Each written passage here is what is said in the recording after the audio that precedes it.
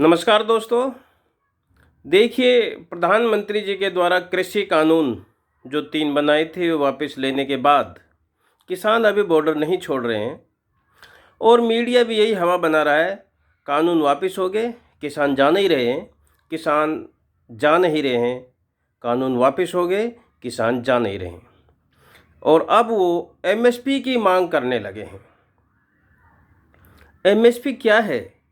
इसका कानूनों से क्या रिलेशन है? आज हम आपको ये क्लियर करेंगे। सबसे पहले समझते हैं कि एमएसपी है क्या।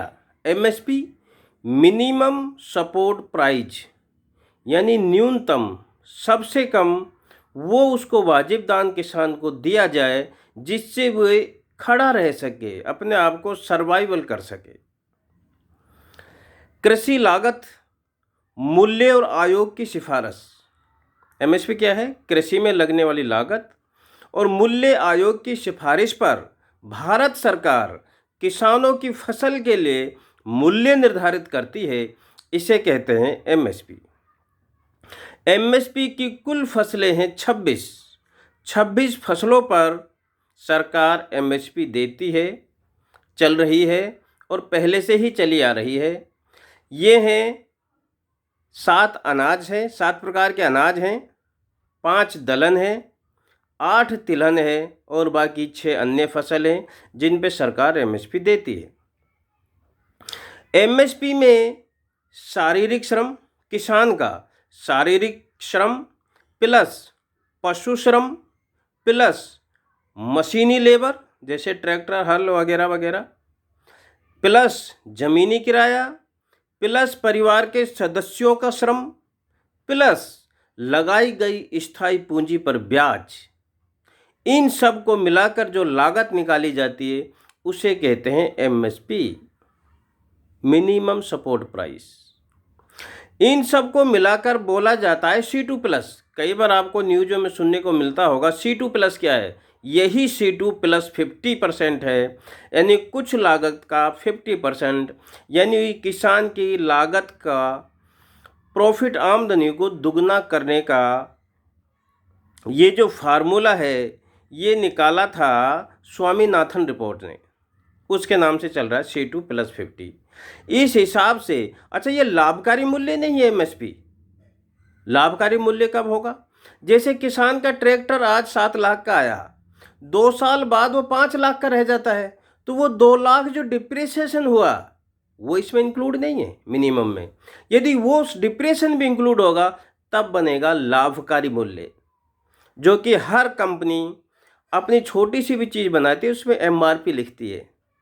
किसान भी उसी तरह चीज़ अपनी बनाता है लेकिन वो अपना प्राइस नहीं लिख सकता, उसको सरकार निर्धारित करती है। आज तक किसानों को अनस्किल्ड माना गया है। कोई भी प्रोडक्ट बनाता है तो उद्यमी, मैनेजमेंट कहलाता है, और किसान अपनी चीज़ को खून पसीने से मेहनत करिए कि तैयार करके मार्केट में लाता है, वो भी तो एक उद्यमी है। लेकिन नहीं, उसको स्किल्ड नहीं, उसको सेमी स्किल्ड यानी मजदूर माना गया है। इस वजह से उसको दिया जाता है एमएसपी। अच्छा, एमएसपी यदि मिल जाए तो इसके क्या फ़ायदे हैं? देखिए, एमएसपी यदि मिलता है तो इससे सरकार का 1 रुपये का भी लॉस नहीं है। एमएसपी लेने का मतलब ये नहीं है कि सरकार पूरी फसल खरीदे, और नहीं है किसान कह रहे हैं कि आप फसल खरीदो। एमएसपी को कानूनी जामा पहनाने का मतलब है हमसे कोई भी खरीदे, आम आदमी खरीदे, मंडी वाले खरीदें, कोऑपरेट वाले खरीदें, आड़ती खरीदें, वो मिनिमम रेट से शुरू करें। इसलिए एमएसपी है। एमएसपी से क्या होगा? कीमतों में स्थिरता रहेगी, न्यूनतम मूल्य मिलने की गारंटी होगी, आपूर्ति की कमी में नियंत्रण रहेगा, कोई स्टॉक नहीं कर पाएगा क्योंकि ये रेट सब जगह मिलेगा, उचित मूल्य पर खरीदारी होगी। एमएसपी मिलने पर हर कोई चावल और गेहूं नहीं बोएगा, जो सबसे बड़ी प्रॉब्लम है आज। जब हर फसलों पे एमएसपी मिलेगी, वाजिब दाम मिलेगा, तो गेहूं चावल ही क्यों बोएगा? इसका सबसे बड़ा फायदा मिलेगा। एमएसपी से देश की अर्थव्यवस्था सुधरेगी। कोई उद्योगपति 50 करोड़ के लॉस में जाता है तो सरकार उसको ये सोच करके उसका लोन माफ़ कर देती है कि इससे देश की अर्थव्यवस्था सुधरेगी। किसान से क्या अर्थव्यवस्था नहीं सुधरती? क्या वो बदले में आपको अनाज नहीं देता, खाली पैसा लेता है?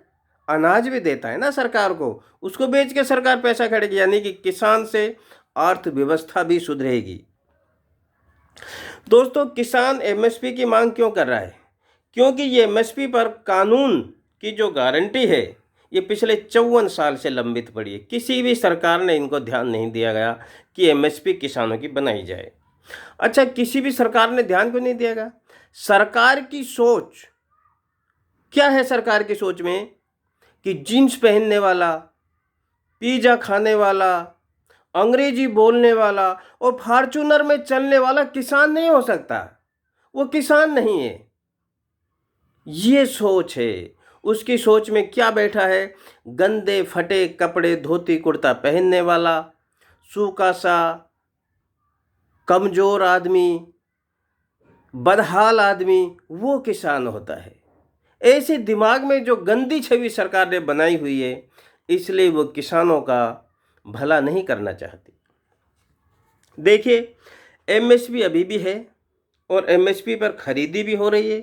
किसी सरकार से अब भाव बिगड़ने की मांग नहीं हो रही कि अब इसका भाव बढ़ा दिया जाए, वो भी कोई मांग नहीं हो रहा है।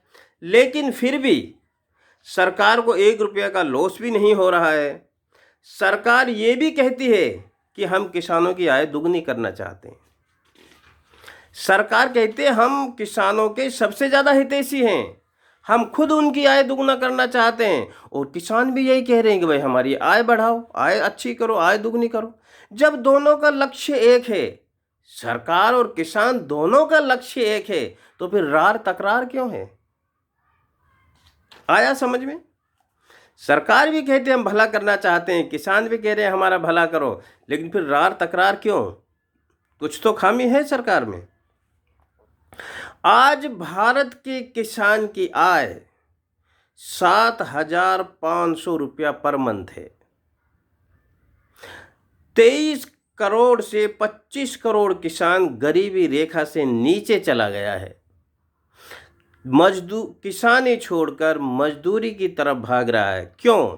उसमें कोई प्रॉफिट नज़र नहीं आ रहा। अपनी मेहनत की माकूल कीमत पाने के लिए किसानों ने बड़े शांतिपूर्ण तरीके से 1 साल तक किसान आंदोलन को चलाया और 1 साल तक चले इस किसान आंदोलन ने पूरे संसार में देश की शान बढ़ाई, देश का मान बढ़ाया है, दिखाया है कि आंदोलन ऐसे होते हैं।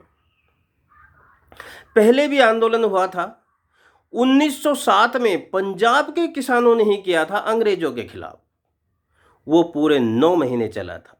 लेकिन ये आंदोलन सबसे बड़ा, इतिहास में सबसे बड़ा, हर देश में ऐसा आंदोलन नहीं हुआ जो 1 साल तक बहुत सिस्टेमेटिक तरीके से, शांतिपूर्ण तरीके से, चाहे उनको उकसाया गया हो, मारा गया हो, कुचला गया हो, लेकिन उन्होंने अपने हाथ नहीं खोले। मिसाल है इतिहास में पूरे वर्ल्ड में, और इससे भारत देश का मान बढ़ा है। अब आपके मन में विचार आ रहा होगा, जब किसानों का हित एमएसपी से ही होता है तो किसान काले कानून का क्यों विरोध कर रहे थे? ये विचार भी आपके दिल में आ सकता है। देखिए, यदि कृषि काले कानून लागू हो जाते तो एमएसपी का कोई औचित्य ही नहीं रहता। आप एमएसपी की मांग कर नहीं सकते, एमएसपी के लड़ नहीं सकते। इसलिए एमएसपी से पहले कृषि काले कानूनों का विरोध करना जरूरी था। ये जो कानून है, इनको वापस लेने से किसान का भला हुआ है, किसान के हित में हुआ है। लेकिन आगे और कितना भला होगा, ये अभी समय बताएगा। जय जवान, जय किसान।